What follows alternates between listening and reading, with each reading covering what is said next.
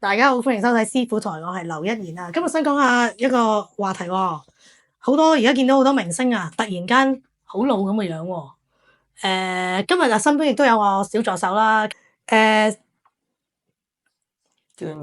斷崖式衰老喎，有邊個啊？明星啊？喂，好明呼之欲出嘅。係啊，陳冠希咯。哇，陳冠希以前真係好靚仔喎。係啊，好靚仔真係。真係好靚仔喎！但係陳冠希咧，其實佢1980年出世，其實而家只係44歲喎。佢係突然間咧係滿面默視啦，好衰老咯個樣，成個人巢晒啦。不過咧，人哋話嗰啲鬼鬼地嗰啲樣咧，唔襟後生就唔襟老，靚，係啦，後生就靚，唔襟老喎。一老起上嚟真係，但係我又覺得係佢冇 keep 啫。可能又嗱，亦都有一個講法嘅喎，男人咧即中肉啊，比較風流咧，係啦，就好快衰老嘅喎嚇，咩都用乾晒啊。咁啊，因為咧，如果你話嗰啲叫咩鬼鬼地嗰啲樣，即係 mix 啊或者外籍人士嘅樣咧，係容易衰老咧。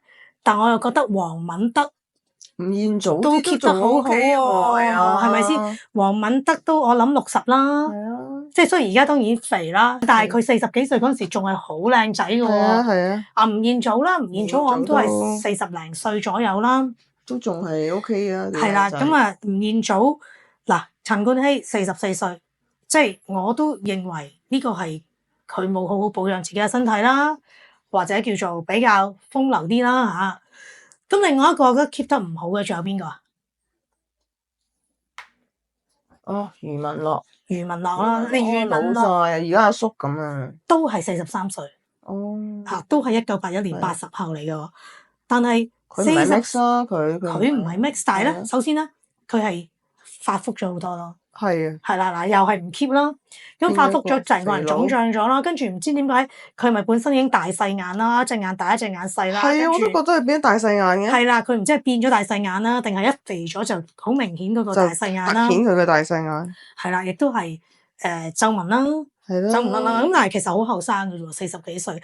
不過研究所得，原來咩年齡咧係最容易有斷崖式衰老嘅咧？我哋人生有2個階段係要斷崖式衰老嘅。咁我哋要喺呢2個階段之前咧，就希望可以逃過唔到第一階段，逃過唔到第二階段，都希望逃過第一個階段。咁呢2個年齡係咩年齡咧？第一個年齡係40至45歲。即係話，如果你30幾歲成個僆仔咁嘅樣，但係你去到40歲，突然間可能變咗一個阿叔。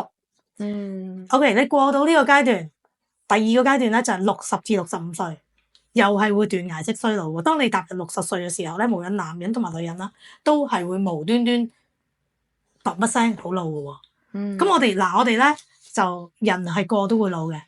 咁但係我哋希望優雅嘅、自然嘅老去，唔想係斷崖式嘅意思係咩？係突然間加速地衰老嚇，由一個靚妹變咗一個阿婆，或者變咗個嬸由一個靚仔變咗一個阿叔。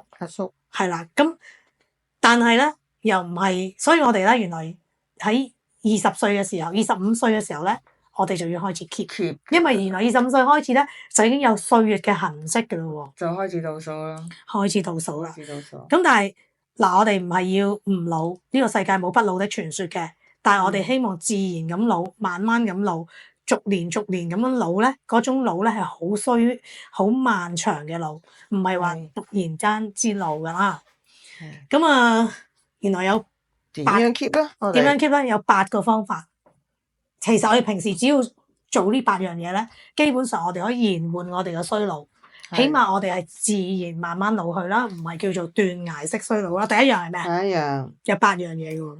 第一樣係飲豆漿。點解要飲豆漿？豆漿有咩好處咧？豆漿咧，原來佢係有好優質嘅植物性蛋白啦，同埋 omega-3 啦，佢可以增強免疫力啦，同埋佢係一個植物嘅雌激素，咁可以保護我哋嘅子宮內膜啦，同埋卵巢。係啦，尤其是女性咧，佢喺呢一方面咧，譬如子宮內膜、卵巢嗰啲保護得好咧，其實個樣啊都唔同㗎喎。嗱，有啲人都問我㗎，喂，老同我哋嘅面上有冇關係咧？嗱，其實我哋人咧一定要有個彩，我哋咩叫神采飛揚？我哋一樣有個彩，就算唔靚，樣唔一定要靚，但我哋要精神。要精氣神，要夠精神，同埋要有個彩。一個人一冇咗個彩咧，就成個人好衰老噶啦。咁衰老代表咩？唔係淨係話個樣唔靚咁簡單喎。我哋衰老代表我哋嘅五臟六腑開始衰退，而反映到喺我哋嘅面上面啦。咁五臟六腑衰退代表咩？即係話開始容易有慢性疾病咯。咁我哋去保持我哋延緩我哋嘅衰老咧，唔係話我哋要貪靚咁簡單。雖然人咧，我哋應該我自己好同意人係應該要貪靚嘅嚇，即係就算唔一定要靚，但我哋要精精神神啊，有個神采出嚟，我哋叫神采飛揚。咁你五臟六腑衰退嘅時候，即係話你係開始健康走下坡啦。人生又真係開始叫做倒數緊啦。咁你個運程都係開始走下坡噶咯喎。一個人好運嘅時候，健康都係好噶，係咪？健康都係一個健康運嘅運程啦。咁好啦，跟住繼續講啦。好啊，第二樣嘢除咗豆漿之外咧，蛋啦，每日食起碼一隻蛋啦，因為蛋就含有好豐富嘅蛋白質啦，有維生素 B 集同埋葉酸啦，亦都有卵磷脂啦。卵磷脂喎，係咩嚟㗎？咁卵磷脂咧，其實係一種油脂性嘅物質嚟嘅，係細胞膜嘅重要成分。佢能夠幫助脂肪嘅消化吸收同埋膽固醇嘅代謝，所以對維持心臟健康啦、預防失智啊、肌膚健康都好有益處嘅。咁卵磷脂通常大部分喺邊揾到咧？就喺蛋黃啦、大豆、牛奶等等嘅食物咧，都會揾到嘅。以前咧，啲人成日都話唔食蛋黃嘅喎，原來蛋黃咧，而家研究所得咧，因為呢個卵磷脂嘅問題咧，大家就開始覺得原來蛋黃好重要。以前我記得啲人咧係特登唔食個蛋黃，淨係食個蛋白，就驚有呢個膽固醇。但係而家又調翻轉咁講喎，又推翻晒咯喎。咁啊，佢就包括仲可以影響你個心血管啦。即係話以前就話驚膽固醇過高，咁啊驚爆血管喎。原來食蛋黃咧，而家反而係維持心血管嘅健康喎。同埋好似對個腦都好有用㗎喎，嗰個膽固醇。係啦，個蛋黃原來對我哋個腦咧，咁就唔會咁容易有失智症啦嚇。咁啊，最後原來對皮膚都好嘅喎。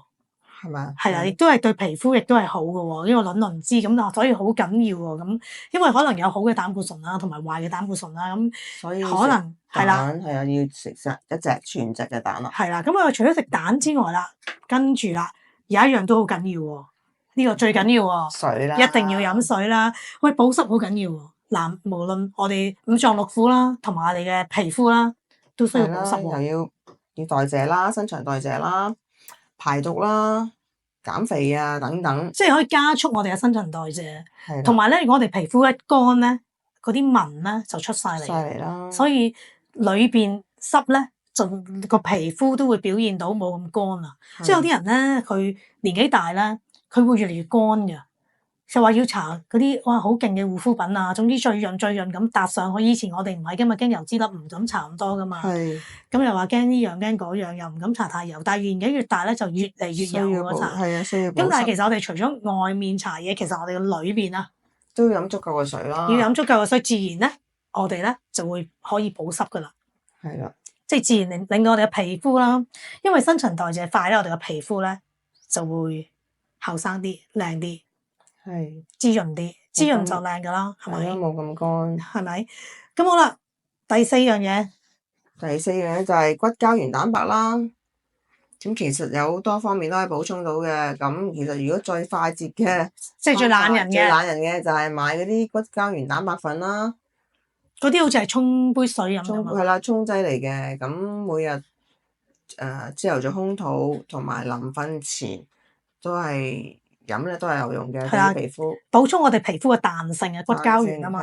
但係如果我唔想飲呢啲咧，有冇啲自然啲嘅方法？自然啲啊，咁其實食下啲雪耳啊，或者係有錢嘅咪食啲花膠啊，呢啲都係可以幫助到骨膠原補充嘅。好似食雞腳都得。雞腳啊，或者豬手啊、豬腳都 OK 嘅。豬皮得唔得咧？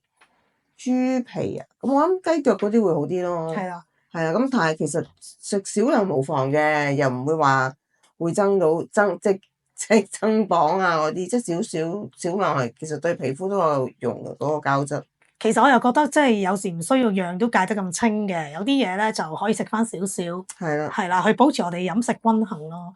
咁但係有啲人就真係唔中意食雞腳啊、豬腳啊、豬手嗰啲好油，咁啊其實可以考慮咧咩雪耳啊，煲個其實糖水牛筋都 OK 喎，牛筋啦，係咯，牛筋啦，又飽肚又靚啦，豐富嘅膠質。中意飲湯嘅咪花膠咯。咁其實好多選擇，咁但係咩都好啦。呢個都係增加我哋骨膠原，骨膠原好緊要喎。我哋皮膚冇咗彈性就老㗎啦喎，又係。甚至乎海參都好有益㗎。哇！海參聽聞嗰個營養價值係好高，係咪？海參嚇海參啦，咁我哋可以喺飲食方面呢樣嘢注意多啲啦。咁仲有啦，第5個都好緊要喎，運動30分鐘，每日走唔甩，唔懶得，係啦。咁啊，保持我哋嘅人嘅靈活性啦。亦都有帶氧運動啦，保持我哋嘅心肺呼吸嘅功能好啦。因為心肺好咧，個肺尤其是個肺好咧，其實我哋嘅五臟六腑咧都會好嘅喎。係啦，個肺啊，咁啊，所以每日最基本30分鐘運動，其實好少啊，30分鐘運動。係咯，係好少嘅就真係。即係眨下就過啦，30分鐘。其實真係最基本啦，minimum 30分鐘啦。係。好啊，跟住咧，呢一個亦都。走唔甩，就算你樣嘢都唔做啊，唔做嘅，其實淨係做呢樣都夠噶啦。唔係夠，唔夠，都好好噶啦。已經，但係如果你樣嘢都做，唔做呢個冇用嘅，都係冇用嘅，全部都冇用嘅。充足嘅睡眠啦，真係要瞓覺，真係要休息。瞓覺能醫百病。係啊，即係你唔舒服，你瞓覺又會好翻嚇。係啦。你唔精神或者你諗唔到嘢，你瞓陣覺又會好翻。係。咁啊，但係唔係話即係我哋要優質嘅睡眠啦。咁啊，起碼要瞓6個鐘啦。其實8個鐘係最好嘅，咁但係而家都市人咧好忙噶嘛，咁啊，啲瞓到8個鐘。係啦，6個鐘最起碼。好啊，最起碼啦。就要優質嘅睡眠啦。係咯。優質嘅睡眠真係深層嘅睡眠啦。深層睡眠。深層嘅睡眠啦，係啦，咁啊要瞓得好啲咯。咁可能我哋要喺我哋飲食習慣方面啊，或者我哋唔好咁精神緊張，就令到自己會瞓得好啲啦。係。咁啊，瞓覺好緊要啦。第7個習慣啦。就係原來浸浴喎，浸浴好緊要喎。咁有啲人咧未必有浴缸噶嘛，今時今日，浸腳都好好。哦，浸腳係啊，係啊，因為好瞓啲嘅浸腳，亦都好瞓啲，同埋增加我哋嘅血液循環。係啦，有啲人甚至會倒一啲中藥落去浸啦，艾草啊，或者係薑啊等等嘅中藥都有益嘅喎。係啊，令到我哋血液循環啦，最主要係。係啦，咁所以咧，原來浸腳咧。都係好好啦。如果你唔可以做到個浸浴嘅方法嘅話，係好啦。咁跟住第8樣啦，呢個就都好緊要。好多人都忽略咗，就係勤啲防曬啦。要搽防曬，要搽防曬。每一日就算陰天晴天都係需要搽防曬。因為紫外光就令到我哋皮膚衰老嘅一個大嘅元兇啊。係嚇咁啊，因為原來咧，我哋曬咧嘅時候咧，可能你25歲唔覺，35歲唔覺，40歲之後咧，你點都嗰啲斑啊、紋啊，就一定會出晒嚟噶啦。因為當你嘅新陳代謝慢啦，而我哋之前曬嘅裏邊嘅好深層嘅斑咧，其實我哋以前我哋曬得好犀利嘅時候，嗰啲斑係好底層。但係當我哋到40歲打後啦，我哋嘅底層嘅嘢就會慢慢浮翻出嚟，浮面啦，咁啊就會見到好多斑啊。咁呢啲唔係普通曬斑喎，可能係荷爾蒙斑。荷爾蒙斑就比較棘手啦。係啦，如果你曬斑咧，都仲話有啲做機啊，都可以打到嘅。係啦，做多幾次打到嘅。荷爾蒙斑有啲人係打到，但係恆心時間比較難處理啲咯。荷爾蒙斑。咁但係都唔緊要啊，都有個希望。但係有一樣嘢咧，就打唔到噶啦，就係我哋嘅紋啊、皺紋。因為咧，你曬得多，原來皮膚係會出現裂紋嘅。係啦，尤其是喺西方嘅，即係有啲外籍人士啦，佢哋嘅太陽啊特別勁啲，佢哋又唔搽防曬，特別裂啦，會裂開。水分同油分都會出現皺紋。裂開啦，咁嗰啲細紋咧，可能你35歲都唔覺，但係到你40歲以後咧，你就第一個斷崖式衰老嘅時候咧，你嗰個紋咧就會浮現出嚟啦。咁好啦，斑啊都話有機打，我未聽過有紋有得打走啲紋㗎喎，係咪？紋係打唔走㗎喎，除非你不斷食到自己腫脹，個面肥肥嘅、撐開啲圓潤嘅，紋撐開啲紋。係咁啊，你不斷要咁樣做，甚至乎有啲人而家係追求話要打啲入去，令到啲紋令到啲紋可以冇咁明顯啊。但係都唔係等於你冇嗰條紋喎，條紋係喺度嘅喎。即係就算你打咩都好，佢條紋你嗰啲所謂乜嘢過咗之後，可能3個月、6個月，你條紋都係出現翻。咁所以咧，你喺後生嘅時候，甚至乎你到老嘅時候，都係要保持搽防曬，唔係話完全冇紋，唔好咁多，唔好咁明顯，因為紋一多越深，佢就唔甩。你打嘢都打唔到啊，係咪打嘢都打唔到啊？你話可唔可以去斑咁樣去咗啲紋？冇得去，條紋出咗嚟就係出咗嚟。出咗嚟係啊，出咗嚟就好難。你只係掩眼法撐開佢，但係呢一個唔係一個令到佢冇咗嘛。你話打斑我都話，可能我打20次機打咗啲斑，一出現咗咧就好難收翻。係啊，咁所以紋咧就唔得，冇得搞。所以真係要好好保養啦。咁所以我哋又話啦，25歲之後咧就要開始要 keep 住自己嗰個樣啊，係咪 keep 住自己嘅精神啊？因為係啊，倒數噶啦，倒數即係歲月嘅痕跡會留喺我哋嘅面上邊，就算睇唔到，佢會浮翻出嚟。咁我哋係好希望40至45歲嗰個年齡層，第一個斷崖式衰老，我哋希望可以避得過。避咗喺60歲先。你係啦，60歲都合理啊。靚住嚟老都唔好斷崖式啦。係啦。咁我哋最後咧又重複喎，究竟邊8樣嘢咧？我哋要記住咧，就可以 keep 住我哋，防止我哋斷崖式衰老咧。有8樣嘢嘅喎。第一樣就飲豆漿啦。係啦，記得要飲豆漿啦。第二食雞蛋，咁就已經係一個早餐嚟嘅喎，呢個好簡單喎。最少1隻啦，烚蛋啦。第3多啲飲水。多啲飲水。第4補充骨膠原蛋白。即係食啲花膠啊嗰啲啊，或者食啲雞腳啊、雞手啊、手筋啊都可以啊，或者係雪耳啊嗰啲都好。第5就係運動30分鐘啦，每一日最少。第6啦，最緊要就係瞓覺，充足嘅睡眠，咁最好有6至8個鐘嘅睡眠啦，最好。咩都唔做，都記得要瞓覺。係啦，瞓覺真係能醫百病。第7，浸浴啦。浸浴啦。係啦，咁啊，但係如果唔方便浸浴，浸腳都好喎。浸腳係啦，浸腳都好有呢個醫學嘅功效喎，醫用嘅功效嘅喎嚇。係啦，咁最尾咧就係記得做防曬啦，勤啲防曬啦，因為防曬都好緊要㗎。每日都要防曬。每日都要搽防曬嘅。咁我哋做足呢8件事咧，起碼希望我哋可以延緩我哋嘅衰老，唔好斷崖式衰老，自然衰老冇問題嘅。靚住嚟老。係啦，今日咧就關於呢個斷崖式衰老啊，咁咧就講住咁多先啦。咁我哋下次咧會繼續講關於一啲其他嘅，關於一啲衰老嘅問題啦。其實我覺得而家即係我哋好需要知道呢樣嘢，係嘛？咁我哋今日講住咁多先，多謝大家收睇。